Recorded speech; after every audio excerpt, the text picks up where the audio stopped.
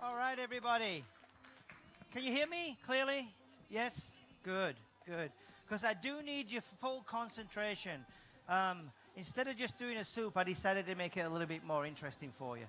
Even though I love making soups. But what I want to do over the next 30 minutes is take you through a process of making a super interesting soup.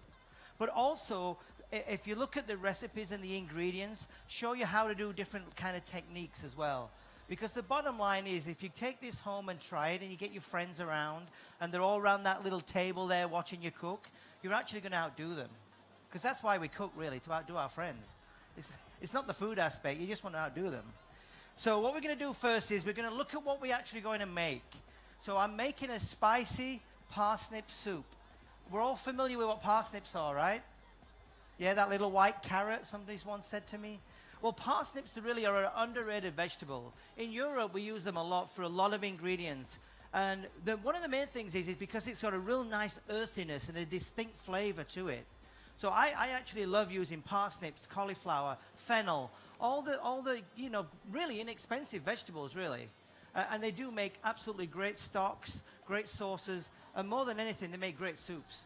So rather than just do the parsnip, what we're going to do today is we're going to infuse it with a little bit of a spice flavor too, by using some yellow curry powder, using some yellow Thai paste as well, which is what, when we ordered our, chicken Thai curries and things like that, that's what a lot of the ingredients we're going to use today to make this soup.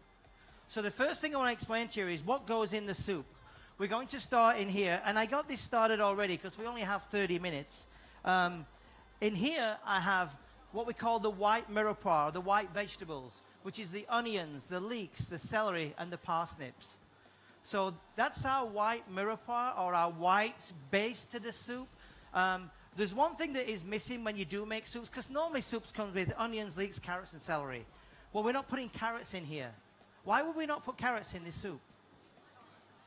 Color, exactly, because once it goes into here, my bright kind of whitish, yellowish soup is now going to get a red tinge to it, because the carrots, once they get broken down, will influence the color. So we're omitting the actual the carrot, which is kind of, it's a good and bad thing. It's a good thing for the color. It's a bad thing for the sweetness, because with the onions, the leeks, and the parsnips and the celery, the sugar content is not as high as carrots. So the way I offset that one is by making this relish, which has got a lot of sweetness in there, and a little bit of artificial sweetness by adding brown sugar or sugar. So what we're going to do first is we're going to get this started, and all I have in here is the main ingredients and a little bit of olive oil. And the secret to a soup, honestly, is just having some patience. So we turn it on a low heat, and I'm just learning this monogram too, so bear with me. We put it on low heat and let this basically sweat out all the fresh flavors of the vegetables, which includes the water content and the sugar as well, the small amount it has. So while that's cooking away, I'm just going to keep an eye on that one. What I want to show you is a little technique with this tomato relish. Now, it can be called a tomato confit, which is kind of a fancy French word. Any French people in here before I start making fun of them? No? Any Americans before I start making fun of them? Okay, I better shut up then. Okay, so we're going to call it a tomato relish, not really a confit. So what I want to do with this one is, it really consists, and it's in your recipes, it consists of sweating off your onions. So we do that in a little pan. You get your little diced onions, you sweat them off. Again, with a little bit of olive oil. We use a little bit of tomato paste in this.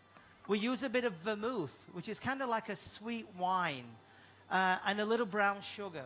So that all goes into this pan, and then that will become kind of like a tomatoey onion broth or stew, and it will end up looking like this. Now, I can't take you all the way through this because it takes about 45 minutes total. What I want to do is just take you through the basics of that. Now, the only difficult part of this, although not so much difficult part, but the technique part of this is peeling the skin off the tomatoes. Now, have we all done that one before?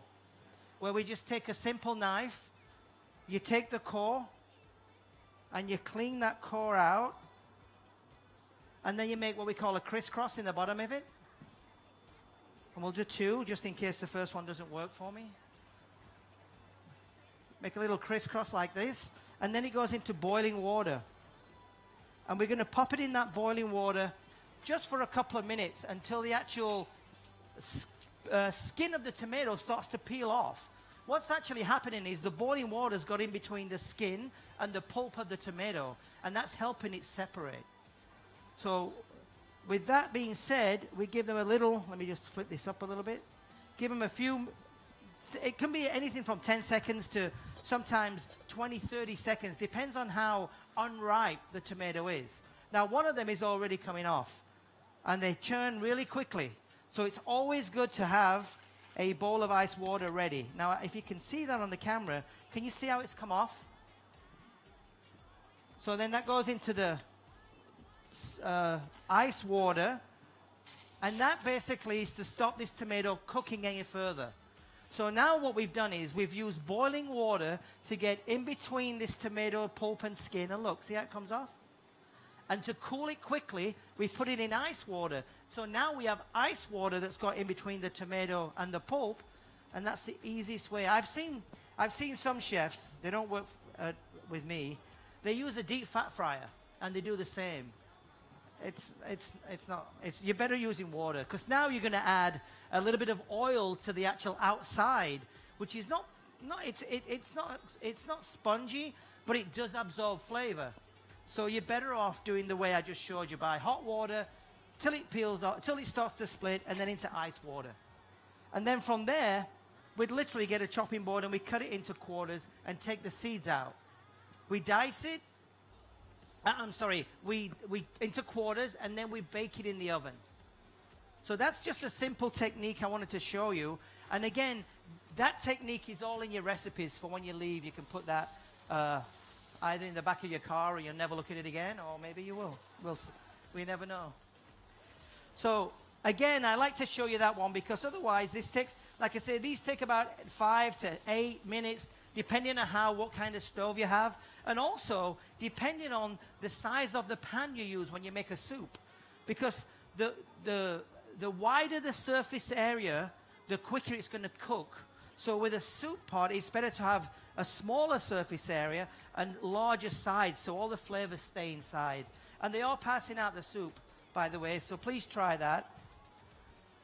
What I want you to try with this soup is taste the parsnip, and then at the very end here, you should get that little bit of spice.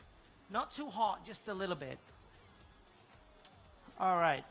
So everybody's with me right now, right? So all we've done right now, we've got our basic vegetable soup started. Onions, leeks, celery, and parsnips in a little bit of olive oil. Okay, we don't have any garlic in here. Why would you not use garlic? I use garlic in everything. Absolutely everything. We've done our tomatoes, so we can move this out the way. We basically know how to skin the tomato and quarter it. And all you're going to do then is follow your recipes, how to actually roast it and finish this relish. Because when the relish is finished, after you've roasted your tomatoes and you've diced them and you've added your tomatoes to here, it pretty much looks like it does in the top of your soup, but it looks like this. It's a nice sweetness to it. Is anybody getting that heat from the parsnips at the end? And that just comes from these just simple spices. All right, so that's our tomato relish, and I'll just put that in there so you can probably see it on camera a little bit better. Okay, so the question I said is, where's the garlic? Why are we not using garlic? Everybody uses raw garlic right off the bat in the soups. Well, honestly, I don't do it that way. I do it a little bit different, and it's a personal choice. A lot of chefs who make any kind of soups at this stage will be putting in their raw garlic and sweating it off and cooking it off like this. That's what they would be doing normally. A lot of them do it that way. The way I like to do this is I like to make a garlic paste, which is, again, it's in your recipes and it tells you the quantity I use for this soup. Now, the one reason why I do this is because who's ever had, like, I'm going to use a real traditional dish. Who's ever had like a garlic scampi or garlic bread, and the chunks of garlic are in there, and believe it or not, if you don't cook garlic correctly, it burns. It's like a ginger. If it burns a little. And also, chopping garlic, how difficult is it? It's a tough one because the better way to do it on a chopping board like this is to salt it, and you're kind of going like this. You know, you're chopping like crazy to get this nice puree. Or you can use those garlic blenders, you know, the ones you get, the raw ones, and half your garlic is left inside. So this is what I'd like you to, if this is the only thing you take from this class today, take this one. What I have in here is just just garlic cloves with a little bit of olive oil. And what I did is I put it on a very low heat, which is probably like on this stove, and you're probably the ones you have at home, and number 2. So it's really low. They normally go from about 2 to 6 or 7.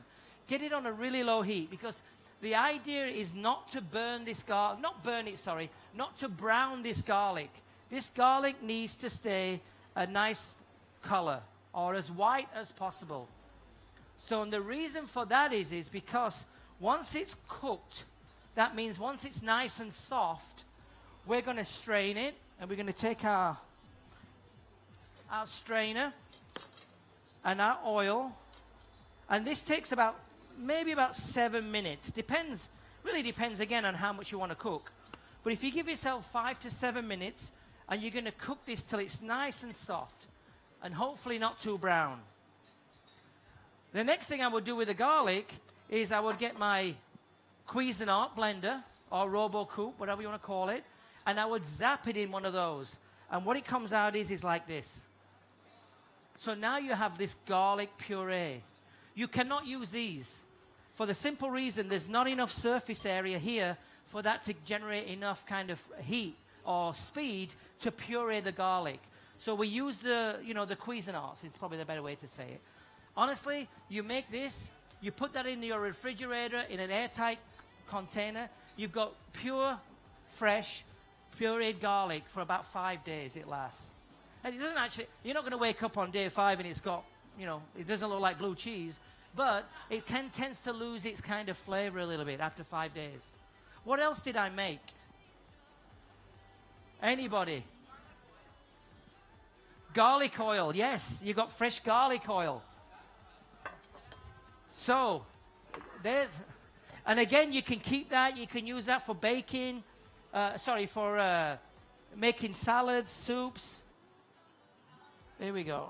And that will last you, again, about 4 or 5 days. And you can refrigerate that, and I would refrigerate it for the simple reason you've added moisture to the oil because of the water content in the garlic. So even though you get all these flavored oils and you've got them in your cupboard, the walnut oil, and they're all in here, this one needs to go in the refrigerator because you've added a little bit more. It's fresh. It's got no preservatives to give it a longer shelf life. All right, so there's 2 things we've done today. We've learned how to do a relish. We've learned how to make a garlic puree, and now we're going to do this soup and finish it.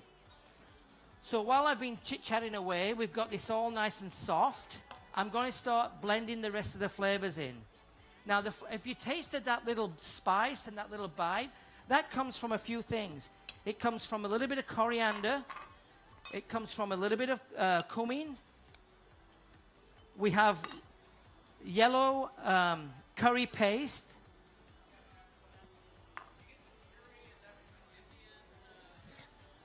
The cumin and coriander and curry paste, it's a good question. His question was, is it an Indian spice? Generally, in the Indian cooking, they will use obviously curry powder. They also use cardamom, and they do use a lot of cumin and coriander. So it kind of merges into a nice kind of flavored curry. But the other thing I like to use is the Thai paste you can buy in the store. You get 3. You get a yellow, a green, and a red. I'm using the yellow because it's a lighter color, and hopefully it's not going to affect, the end result and to give you that nice fluorescent color. Now with these, you're basically going to sweat them off and keep them integrated into your vegetables.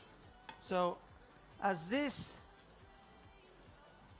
here we go. Now I've got it on auto boost. Now as these cook into the soup, I kind of give it a few minutes for them to just for the aromas to actually blend into the vegetables and blend into the rest of the ingredients what we're going to add. So I would give that a few more minutes. Like I say, it's in your recipes. I might speed it up here a little bit just to keep going along, because we're not tasting this one. But you will get a smell in the next minute or so as that blows out. You'll get that curry flavor and that smell. Cooking curry at home can always have a disadvantage for the next day. You're better off cooking it in your neighbor's house if you get a chance. Don't bring your dish over. Make it in your neighbor's house. All right. So now I'm going to add that garlic. Now, here's another reason why I love this garlic is because, like I said, with raw garlic, if it's not cooked correctly, it can be a little coarse and bitter. And it gives you that really bad kind of, aftertaste. This weakens the garlic. So you don't get that aftertaste, number one. And number two, there's no chopping involved. You're not actually chopping and dirtying your chopping board. You're just using your Cuisinart, which can be washed and cleaned up. Wow, these are hot stoves. So as these go in now, which is good, I can speed this up. Now I'm going to start adding my either chicken broth or vegetable broth. Because realistically, without chicken broth, if you did a low-sodium vegetable broth, it's a full-on vegetarian dish. Well, not vegan vegetarian, because a lot of vegetarians will take cream. In the recipes, and this is honestly for every recipe you do, if it calls for 8 or 6 or 10 cups of broth or liquid, you never add all of it at once, because you really don't know how much how much water content is in the vegetables. So if you add it all at once and then you start to blend it and it's too weak, consistency-wise, you've lost your flavor, and now you've got more of a, kind of a dirty dishwater-looking soup than a nice consistency soup. So the secret is, if it asks for 6, start with maybe 4. And maybe keep it at 4. But also, it's a safety factor too, because the more vegetables that go in here, with, in a ratio to liquid, it's not going to blow up when you turn it on. It actually, the blade keeps it going. So I know this is going to need more liquid. And in all honesty, I never measured a thing, so.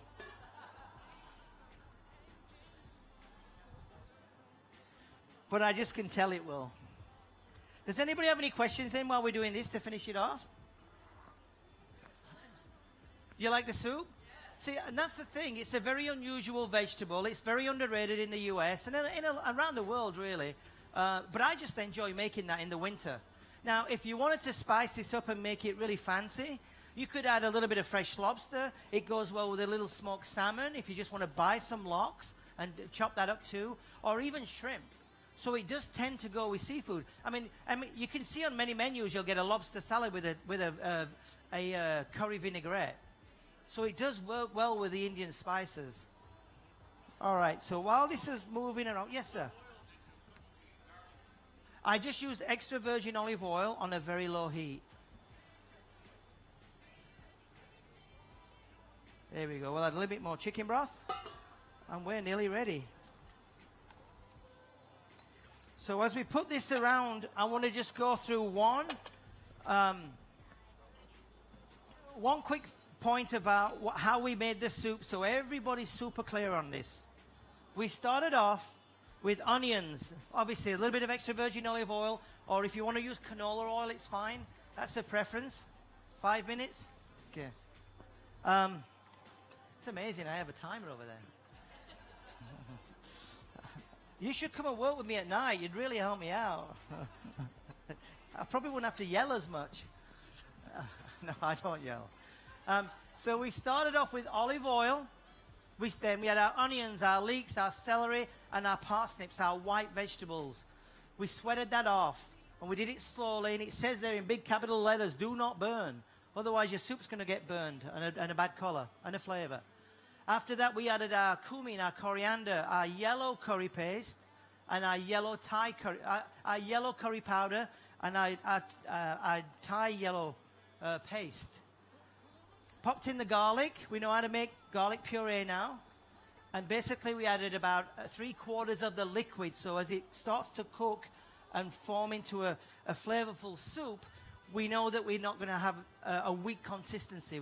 We're able to add more liquid if needed, so the consistency will be good. Once we get to that stage, we can season it. And again, I go easy on the black pepper because of why? because of the spice I already have in there. And then I would add a little bit of salt.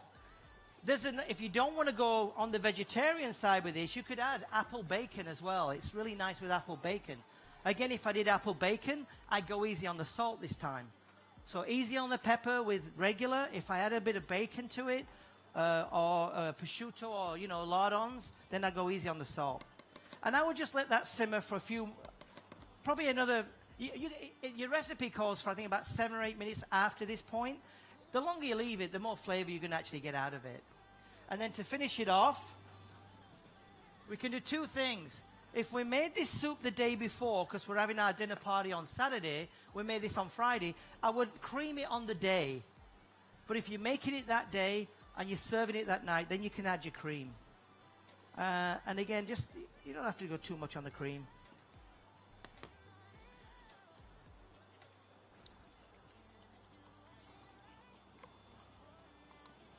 Let's just see how we are with the salt and pepper. Yep, we're good on that one. And then we're down to the actual final part of the blending process. And the best thing, like I said before, is to make sure you got plenty of vegetables in there. And that helps on a safety factor that it doesn't actually blend everywhere. And then finally,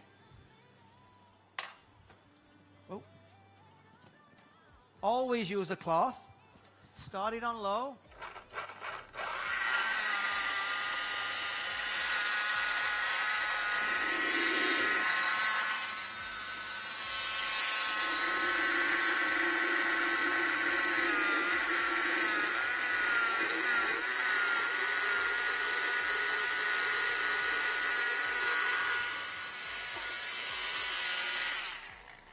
So you see that little technique there?